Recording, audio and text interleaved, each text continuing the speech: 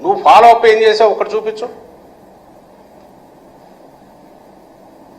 మీ పాలనలో దీనివల్ల మీరు పూర్తి పోలీస్ సిస్టమ్ వ్యవస్థనే లా అండ్ ఆర్డర్ని ఎన్ఫోర్స్ చేయాల్సిన పోలీస్ వ్యవస్థను కంప్లీట్ కాళ్ళ కింద తొక్కి పట్టి మీ మాట వినే వాళ్ళని ఎంకరేజ్ చేసి వాళ్ళకు అన్ని అపరిమితమైన అధికారాలు ఇచ్చి ఎవరి మీద వదిలేరు అంటే ప్రతిపక్షం మీద, ప్రతిపక్ష నాయకుల మీద, కార్యకర్తల మీద, నిస్సహాయులైన ప్రజల మీద. దాని ఫలితం ఏడాది తిరిగేసరికి ఇప్పుడు కనిపిస్తుంది.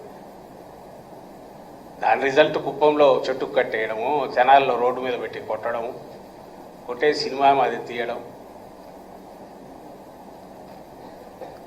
దాని ఫలితమే సిఐలో డిఎస్పీలో వాళ్ళని పిలిచి నువ్వు పుట్టుకు పుట్టి నువ్వు ఎట్లా ఆటుంటావు రా అని బెదిరించడము. ఇవి తప్పుడు కేసులు పెట్టడం, అన్ని ఆ తప్పుడు కేసుల మీద ఎన్నాళ్ళైనా నెలల తరబడి జైల్లో ఎట్లా ఉంచాలనే దానికి అవసరమైన మెథడాలజీ, మోడస్ ఆపరెండి డెవలప్ చేసుకోవడం, చట్టంలో ఉండే వెసులుబాటును, లొసుగులను ఆసరా చేసుకుని పోలీస్ వ్యవస్థ అంతా దాంట్లో పక్కాగా తర్ఫీదు అవుతుంది. వాళ్ళే ఇదిగా ఉన్నారు. సో నువ్వు దాంట్లో బిజీగా ఉన్నారు మీరు. సో లా అండ్ ఆర్డర్ లేదు, ఈ రైతులకు సంబంధించిన సమస్యల నుంచి అడ్రస్ చేసే సిస్టమ్ లేదు. ఎడ్యుకేషన్ చూస్తే గందరగోళంగా మన 10th క్లాస్ ఎవాల్యుయేషన్ చేస్తే 37 నుంచి మళ్ళీ రీఎవాల్యుయేట్ చేస్తే అది 90 మార్కులకు పోతున్నాయి. పైగా తర్వాత చూస్తే ఎవరు అడిగితే వాళ్ళకు నాకు ఎన్ని తేడా ఉన్నట్టున్నాయంటే అన్నీ వేశారంట. ఇంకా మెగా డిఎస్సి అదేదో దాని అది నడుస్తూ ఉన్నట్టుంది. అంటే ప్రజలందరినీ ఒక రకమైన సైకలాజికల్ స్టేట్కు పొద్దున లేస్తే, మళ్ళీ చెప్తున్నాం, చంద్రబాబు నాయుడు గారికి ఉన్న అపరిమితమైన ఆ ప్రచార సంబంధమైన ఒక పెద్ద విస్తృతమైన మెషినరీ ఏదైతే ఉందో, దాంట్లో వచ్చే బాకా పత్రికలు, ఛానల్స్తో పాటు ఇవి కాక వందలాది యూట్యూబ్ ఛానల్స్, ఇవన్నీ పెట్టి దీంతోపాటు మౌత్ పబ్లిసిటీలో ఫస్ట్ నుంచి సిద్ధాస్తులు చేసేది ఇదే పనే. ఒక వర్చువల్ క్రైసిస్ క్రియేట్ చేస్తారు, ఒక వర్చువల్ రోజీ పిక్చర్ క్రియేట్ చేస్తారు. అదే సర్వం. మనం దాన్ని ఆ దీంట్లోనే అది అంతా అది చూసి దాన్ని చూస్తే నువ్వు భయపడాలంటే నువ్వు భయపడాలి, లేదా బ్రహ్మాండంగా ఉందంటే ఉంది అనుకోవాలి. 5 కోట్ల మందిని హిప్నటైజ్ చేసి తామనుకుంటున్నదే సమస్యలు, తామనుకుంటున్నదే పరిస్థితే కోరుకోదగ్గది, లేదా రాష్ట్రం అట్లుండడమే బాగుంటుంది, దానికోసం ఎంత అప్పులు చేసినా పర్లేదు, ఏం చేసినా పర్లేదు, ఎవరిని ఎక్కడ తొక్కినా పర్లేదు, జనం చూస్తూ ఊరుకుండాలి.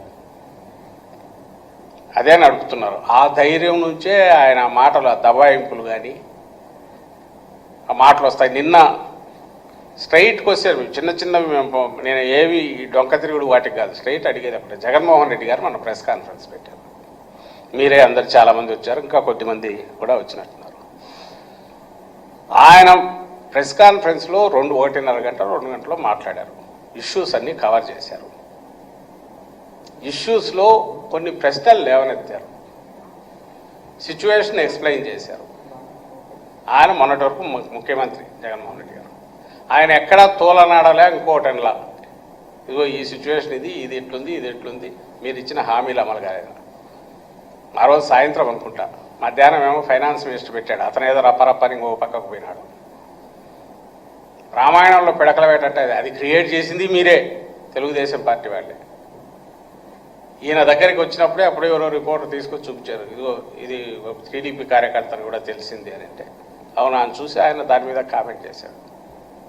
ఇష్యూ ఆ రోజు వచ్చిండేది, ఒకవేళ నువ్వు ఆన్సర్ చేయాలంటే సత్తెనపల్లికి జగన్మోహన్ రెడ్డి గారు పోయి జనం రావడం గురించి కానీ నీకు ఏదైనా సమస్య ఉందా, లేదా సత్తెనపల్లికి అక్కడికి పోయి ఆయన వచ్చిన తర్వాత ఏదైనా జరిగారని ఏదైనా మాట్లాడు పర్లేదు.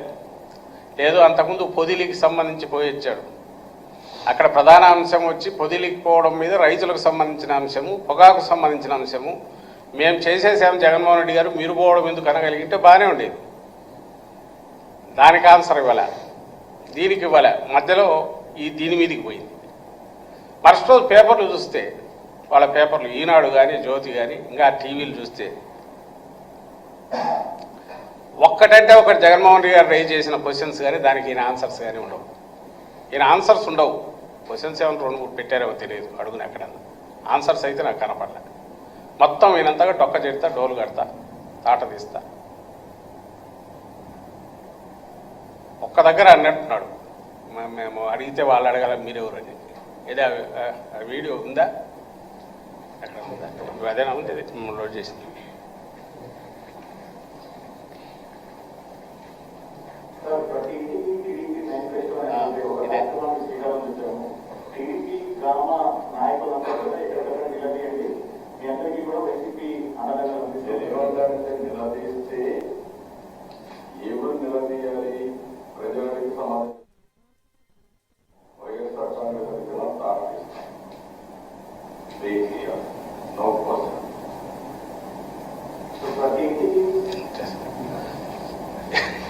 ఎవరిని బెదిరిస్తున్నాడండి నాకు అర్థం కావట్లే.